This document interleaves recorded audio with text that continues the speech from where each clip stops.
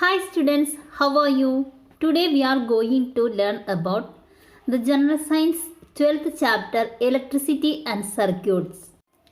We use electricity for many purposes to make our task easier. For example, we use electricity to operate pumps that lift water from wells or from ground level to the rooftop tank. നമ്മളെല്ലാവരും electricity ഉപയോഗിക്കുന്നുണ്ട് അല്ലേ? നമ്മുടെ വീട്ടിൽ ഓരോ ടാസ്കും ഓരോ പ്രവൃത്തിയും നമുക്ക് ഈസിയാക്കി തരുന്നതിന് നമ്മൾ ഇലക്ട്രിസിറ്റി ഉപയോഗിക്കാറുണ്ട്.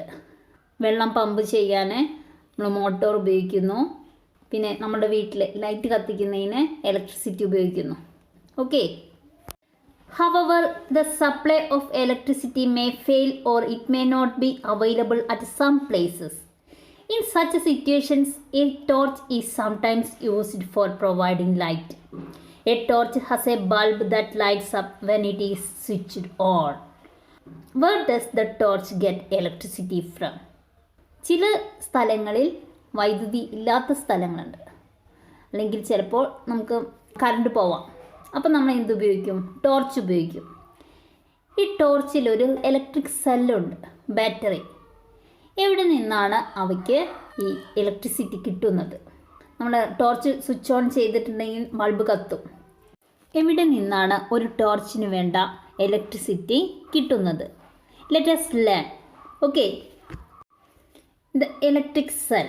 Electricity to the bulb in a torch is provided by the electric cell. Electric cells are also used in alarm clocks, wristwatches, transistor, radios, cameras and many other devices. ടോർച്ചുകളിലുള്ള ബൾബുകൾക്ക് വൈദ്യുതി ലഭിക്കുന്നത് ഇലക്ട്രിക് സെൽ വഴിയാണ്. Electric cell have two terminals. First one is positive terminal and other one is negative terminal. We can also see a metal cap on one side and a metal disc on the other side. Metal cap is the positive terminal and the metal disc is the negative terminal. Okay. An electric cell produces electricity from the chemicals stored inside it. When the chemicals in the electric cell are used up, the electric cell stops producing electricity. The electric cell then has to be replaced with a new one. Electric സെല്ലിലുള്ള കെമിക്കൽസാണ് electricity produce ചെയ്യുന്നത്. ഇപ്പോൾ ടോർച്ചിലെ ബൾബിൽ electricity produce ചെയ്യുന്നത് electric സെല്ലിലുള്ള കെമിക്കലാണ്. ഈ കെമിക്കൽ യൂസ് ചെയ്ത് കഴിഞ്ഞാൽ അത് തീർന്നു കഴിഞ്ഞാൽ അതിൻ്റെ പ്രവർത്തനം സ്റ്റോപ്പ് ചെയ്യുന്നു. Which part of the bulb is glowing? നമുക്കറിയാം ബൾബ് കത്തുന്നുണ്ടെന്ന് അല്ലേ? അപ്പോൾ ഏത് ഭാഗമാണ് അതിന് കത്താൻ സഹായിക്കുന്നത്? ബൾബിനുള്ളിൽ ഒരു തിൻ വയേഴ്സ് കാണാൻ സാധിക്കും. അതാണ് കത്താൻ സഹായിക്കുന്നത്. അപ്പോൾ അതിനെ ഫിലമെൻ്റ് എന്നാണ് പറയുന്നത്. അപ്പോൾ ഈ ഫിലമെൻ്റാണ് ബൾബ് ഗ്ലോ ചെയ്യാൻ സഹായിക്കുന്നത്.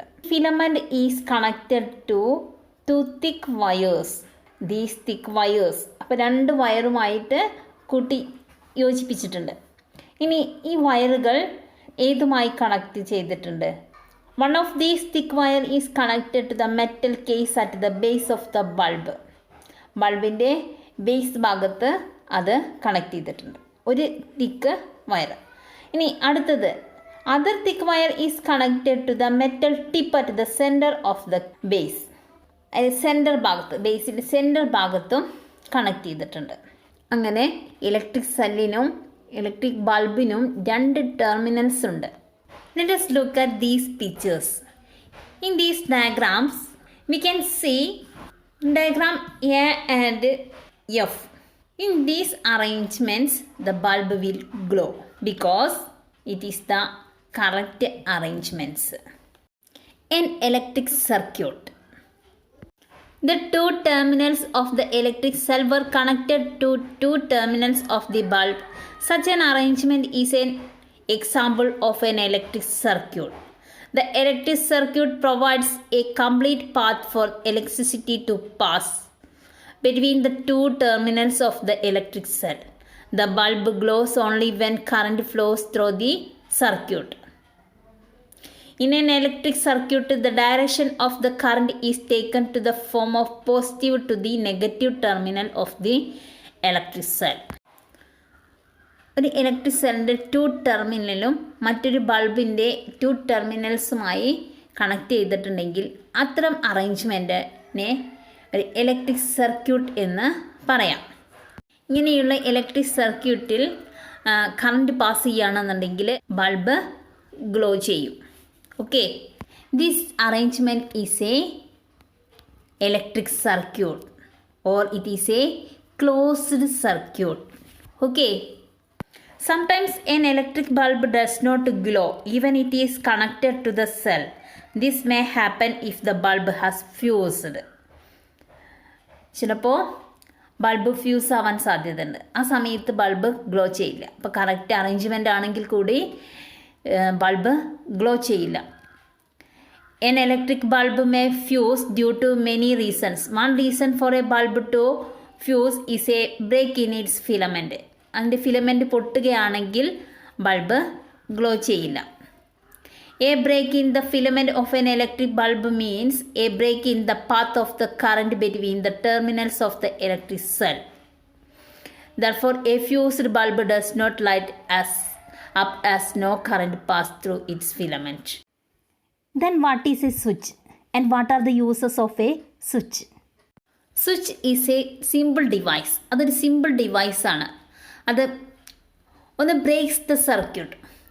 ഇതിന് വേണ്ടിയിട്ടാണ് ബ്രേക്സ് ദ സർക്യൂട്ട് ബ്രേക്ക് ചെയ്യാൻ വേണ്ടിയിട്ട് ഉപയോഗിക്കും, അല്ലെങ്കിൽ അത് കംപ്ലീറ്റ് ചെയ്യും.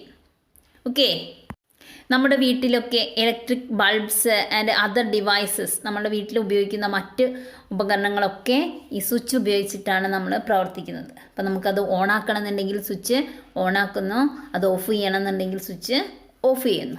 Okay, it is A picture about the inside view of A torch. The parts of A torch is electric cells, bulb, reflector, plastic casing, slide switch. Okay, these are the parts of a torch. Then conductors and insulators. What is conductor and what is insulator? Okay, conductors. The materials which allow electric current to pass through them are conductors of electricity. The materials which allow electric current to pass through them are conductors. അപ്പോൾ ഏതൊരു മെറ്റീരിയലും ആ material current അതിൻ്റെ ഉള്ളിൽ കൂടെ pass ചെയ്യാൻ അനുവദിക്കുകയാണെങ്കിൽ ആ മെറ്റീരിയൽ എന്താണ്? കണ്ടക്ടേഴ്സ് ആണെന്ന് പറയാം. Then insulators do not allow electric current to pass through them. Insulators എന്ത് ചെയ്യില്ല? കറണ്ട് പോവാൻ അനുവദിക്കില്ല. അങ്ങനെയുള്ള മെറ്റീരിയൽസിനെ ഇൻസുലേറ്റർ എന്ന് പറയുന്നു. ഇനി കണ്ടക്ടേഴ്സിന് ഉദാഹരണം മെറ്റൽസ്, ഇൻസുലേറ്റേഴ്സിന് ഉദാഹരണം എന്താണ്? പ്ലാസ്റ്റിക്. അങ്ങനെ so many examples for that. What are the examples of insulator? Air is an example for insulator. Then plastic, glass, these are the insulators. An example for conductors: metals, water is a conductor, and silver is the most conducted materials. Okay, നമ്മുടെ വീട്ടിൽ ഇലക്ട്രീഷ്യനൊക്കെ അവർ ഉപയോഗിക്കുന്ന ടൂൾസിലൊക്കെ plastic coating ഉണ്ടായിരിക്കും. പിന്നെ അവർ rubber gloves ധരിക്കും. For what? Because plastics are the insulators. അതുകൊണ്ട് current pass ചെയ്യാൻ അനുവദിക്കാത്ത വസ്തുക്കളാണ്. അപ്പോൾ അവർക്ക് ഷോക്ക് അടിക്കാതിരിക്കാനാണ് അവർ റബ്ബർ ഗ്ലൗസ് അല്ലെങ്കിൽ പ്ലാസ്റ്റിക് കോട്ടിംഗ് ഉള്ള ടൂൾസൊക്കെ ഉപയോഗിക്കുന്നത്. Then let us wind up our class. We will meet in next class. Okay, thank you.